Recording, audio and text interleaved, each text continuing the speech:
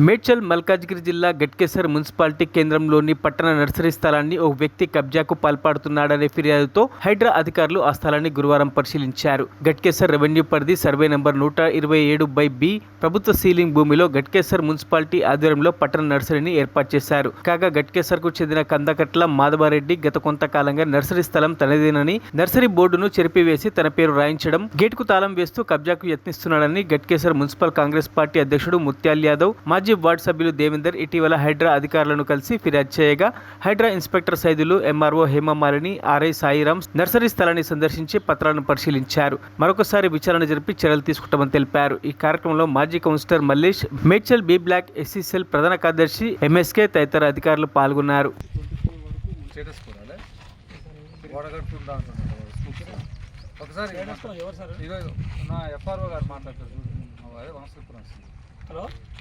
Hello sir, కూడా అడగండి.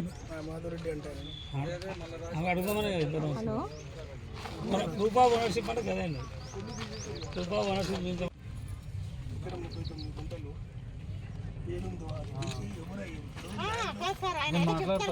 చెప్పాలి. ఆయన కూడా చెప్పాలి. ల్యాండ్ అనేది దగ్గర 39 గుంటలు ఏడుందో మాకు చూపించారు. ఇదే నేను ఎందుకంటే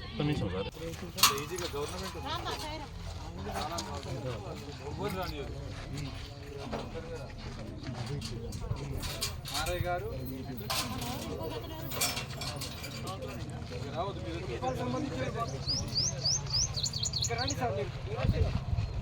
డాక్యుమెంట్ లేదు.